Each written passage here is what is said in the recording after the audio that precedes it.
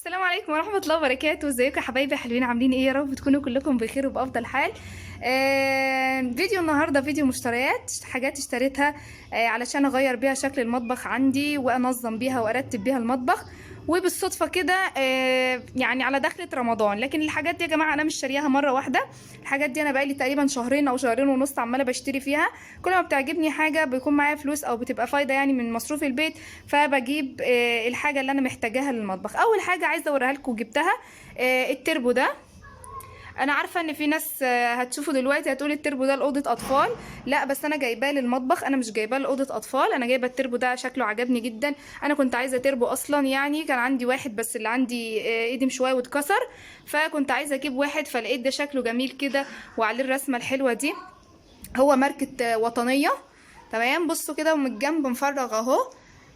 في الفراغات دي عشان لما احط فيه يعني بصل او بطاطس او خزين، يعني يبقى ايه، ما يعملش فيه ريحة.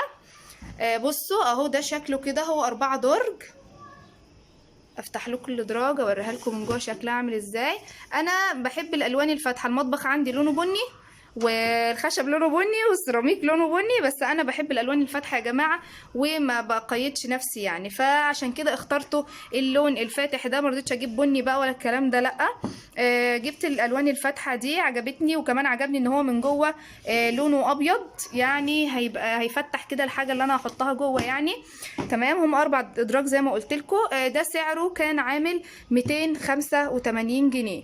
ممكن يكون سعره عالي شويه، بس علشان هو ماركه البلاستيك بتاعته ماركه نظيفه شويه اللي هي وطنيه. وكان فيه زي الهلال والنجمه، بس الهلال والنجمه ما لقيتش فيه اشكال يعني ورسومات وحاجات من دي، فجبت الوطنيه، كان بنفس السعر تقريبا. وبلاستيك بتاعه ان شاء الله نظيف وجميل. دي كانت اول حاجه جبتها. تاني حاجه انا جبتها بقى عشان رمضان، كل سنه وانتم طيبين. انا لقيت الغطا ده، غطا التلاجة، بيتلبس للتلاجة من فوق، ان شاء الله ابقى اوريهولكم وهو مفروش. شكله عجبني جدا. انا كده كده بفرش فوق التلاجة حاجه برضه عشان التراب، لكن لقيت ده شكله جميل. وبصوا هو بلاستيك خامته عاليه جدا، استنى اوريهولكم. بصوا خامته عاليه جدا، بصوا مقوى كده واخد طبقه من تحت. هو مشمع، مفيهوش جيوب زي الصوره، لا هو اهو. ده الطول بتاعه بيلبس اي تلاجة. بصوا اهو، بيلبس اي تلاجة. طبعا انا اسماء 2 اهو. تمام. ده لقيته في محلات 2.5 يا جماعة. اغلب الحاجات دي انا جايباها من محلات 2.5. كان سعره كام؟ بصوا على الصورة اهي، 27 جنيه ونص. جبت كمان المفارش دي، عجبتني قوي شكلها. بصوا هي برضو بلاستيك خفيف كده، بيتباع بالمتر. بص شكله جميل جدا. انا قلت للتلاجة، انا بحب افرش الوان فاتحه في التلاجة علشان يعني اول ما افتحها كده اشوف نور، يعني ما اشوفش ايه، ما تبقاش غامقه. جبت منه دول مترين او 3 متر. المتر بتاعه ب7 جنيه. المتر بتاعه ب7 جنيه. ده يا جماعه زي ما قلت لكم الحاجات دي جايباها من بدري، يعني بقالي كذا شهر عماله بجمع فيهم. طبعا دول انا صورت لكم قبل كده. ده انا جبته تاني، اللي هو اللي بفرشه على الرخامه، ده اللي بلزقه على الرخامه. وجبت منه نوع تاني اهو، او شكل تاني. جبته ده من محلات 2.5، مش من مكان الراجل اللي انا وريته لكم في الفيديو اللي فات. ده اللي انا جبته منه في الفيديو. عايزه اقول لكم حاجه، عشان الناس اللي انتقدت الفيديو وقالت انت القديم لسه شكله جديد وكده. انا يا جماعه بحب اجدد، يعني مش لازم كل شويه اقول الكلام. انا بحب اجدد، يعني انا مثلا بعمل حسابي 20 جنيه كل شهر بجيب بيها، يعني كل شهر ايه، كل شهرين 20 جنيه بجيب بيها وبغير من شكل المطبخ. يعني ده عندي بقاله فتره انا ما فرشتوش، ممكن افرشه على العيد. جبت كمان بقى ده اللي عاجبني قوي، هوريه لكم برده في الفيديو اللي انا اشتريته فيه، صورت لكم عنه فيديو.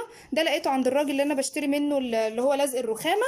لقيت عنده المشمع ده، مشمع خفيف شويه لرمضان، شكله جميل. المتر بتاعه ب4 جنيه عشان ده خياميه بتاع رمضان. المتر منه ب4 جنيه، شكله عجبني جدا. جبت منه برضو، قلت هعمل بيه حاجات اكيد للمطبخ، يا اما افرشه في التلاجة، يعني هعمل شويه حاجات كده لرمضان. اللي ده مش هشتريه كل شويه، ده تقريبا يعني لو انا قصيته وعملت بيه حاجات للمطبخ هشيلها من السنه للسنه، كل رمضان هفرشها. يعني ده ممكن يقعد معايا 3 4 5 سنين على حسب المحافظه عليه ان شاء الله باذن الله. جبت كمان يا حبايبي بقى الحاجات دي، المنظمات. جبت منظمات التلاجة دي علشان انا ان شاء الله ناوية اجدد وارتب كده الدنيا ان شاء الله في مطبخي. جبت منها الشفاف ده، سعره موجود عليه جوه اهو ب13 ونص. او ب 13 بس مفيش نص. تمام. ده اللي هو من غير ايد. اللي بايد يعني الشفاف اللي ليه ايد اهو سعره 14 ونص. سعره 14 ونص، مقاسه كبير شويه، كويس جدا يعني. جبت كمان المنظمات اللي هي وده كمان لونه اللون بيبي بلو جميل ده. سعره برضو 14 ونص. سعره اهو في الفيديو باين قدامكم 14 جنيه ونص. كل ده انا مش جايباه على مرة واحدة، كل ده انا جايباه على كذا شهر كذا مرة. تمام. جبت كمان بقى دول زي ما انتم شايفين كده. ليه برضو ريم بتساعدني بس يا حبيبتي. جبت بقى المنظمات اللي انتوا شايفينها دي كمان، شكلها حلو برضو لرف التلاجة، او تحط فيها خضار في التلاجة، او تنظمي بيها ازايز زيت وخل والزيوت يعني بتاعتك اللي بتستخدميها في المطبخ اهي. برضو سعرها متفاوت عشان بس اعرفكم، حتى الاماكن اللي انا جبت منها هتلاقيها على الورقة مختلف. ده ب10 جنيه اهو، نوع الوطنية. ده برضو تقريبا برضو ب10 جنيه. حاجة تانية نوع تاني اهو. والتالت ده برضو عامل اهو سعره جوه 10 جنيه برضو، شكل تاني ومن مكان تاني خالص. تمام. جبت كمان ده كان نفسي بصراحه فيه من زمان، ده مش لمشتريات رمضان يعني، بس لما لقيته بصراحه في طريقي جبته. ده يا جماعه عباره عن طبق حفظ التورته. انا بعمل تورت كتير وحلويات كتير يعني، وبتعذب علشان اشيلها في التلاجة، فبلاقيها تاني يوم نشفت. تمام. فلقيت الطبق ده بصراحه كان نفسي فيه، وشكله عجبني اهو زي ما انتم شايفين. ده شكله حتى ماركة ماكس، البلاستيك بتاع ماكس على فكرة جميل جدا، انا بحبه. ده الطبق اهو بيتركب كده، وتشيليها في التلاجة تقعد يومين 3 4 5 براحتك. مش هتنشف، والكريمة هتفضل زي ما هي. شكله جميل جدا. كان سعره كام؟ السعر كان على الورقة عامل 28 جنيه اهو. السعر اهو كان عامل 28 جنيه ونص، 28 ونص. تمام. ده برضو كان من الحاجات اللي انا نفسي اجيبها. في تاني؟ جبت كمان المقص بتاع الخضروات ده، انا لسه ما جربتهوش، بس لو حد جربه يعني يقول لي رايه فيه عامل ازاي. هو يعني الى حد ما شايفاه حامي، فجبته. ودي بتبقى معاه اللي هي بتنضفي بيها الاسلحه بتاعته بعد ما بتقطعي بيه. سعره كان عامل 37 جنيه ونص. كل دي من اماكن مختلفه مش من مكان واحد.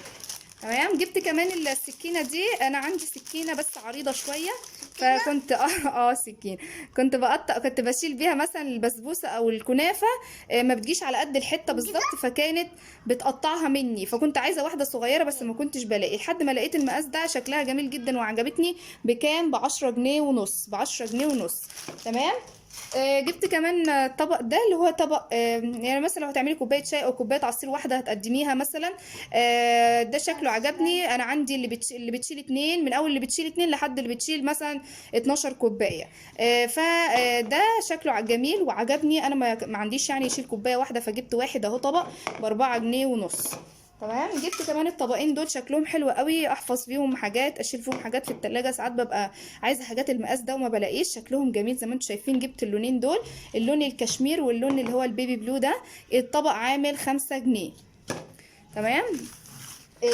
ده بقى اللي انا في عشقه يعني. الطقم ده انا هستنى اطلعه لكم واتكلم عنه كده بالراحه، مع المعالق بتاعته اهي.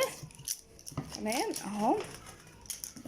الطقم ده بقى يا جماعه، انا بحب العلب الصغيره لسبب. اي بواقي اكل بشيلها في التلاجة، بروح شايلاها في العلبه الصغيره دي. شكلها جميل زي ما انتم شايفين، وغطاها شكله جميل وصحي، بلاستيك نضيف وبلاستيك صحي اهو.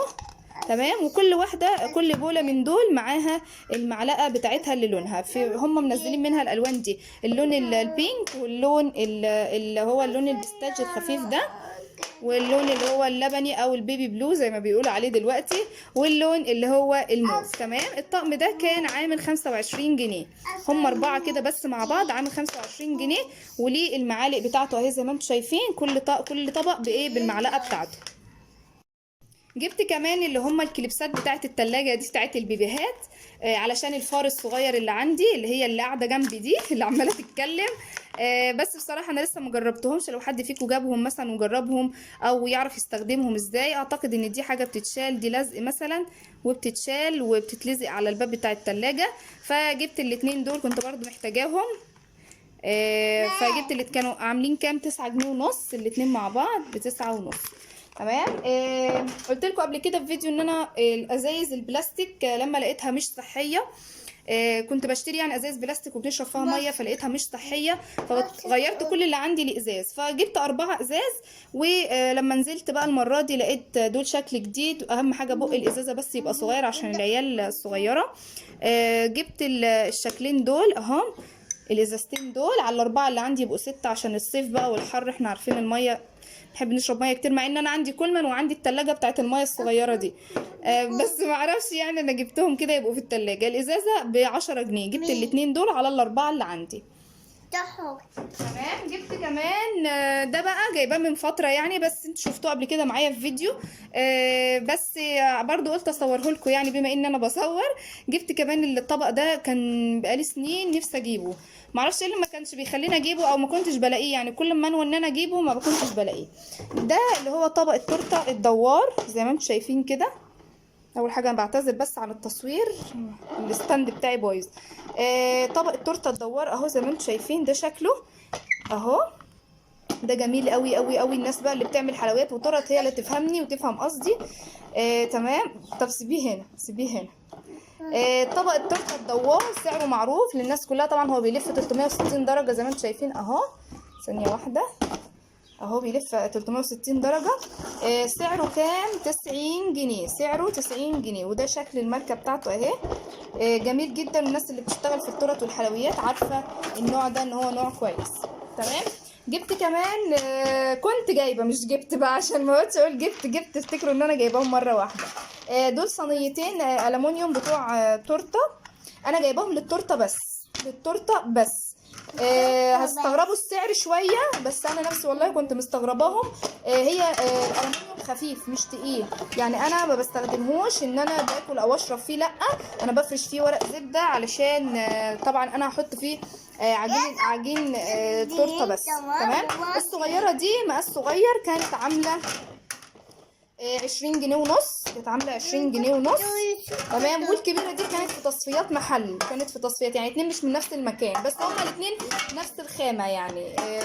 الكبيره دي كانت في تصفيات محل، اخدتها ب 12 جنيه ونص. هتستغربوا ازاي الكبيره اكبر يعني كبيره والصغيره اغلى منها، بس والله العظيم هو ده اللي انا لقيته، هو ده اللي فعلا حصل.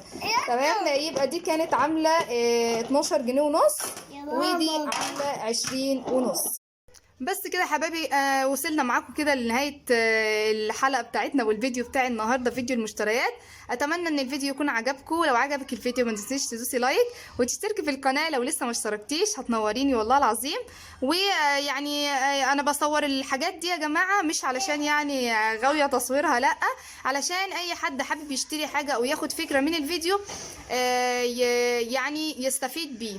لكن والله العظيم احنا كلنا كل واحد بيمشي على قد امكانياته في المتاح. وطبعا انتوا شايفين الحاجات اللي احنا جايبينها يعني، انا بصور لكم الاسعار علشان اللي هينزل يجيب حاجه يبقى عارف اسعارها ايه، عشان ما حدش يضحك علينا. تمام. فيعني اتمنى ان الفيديو يكون عجبكم، وما تنسوناش من صالح الدعوات، والسلام عليكم ورحمه الله وبركاته.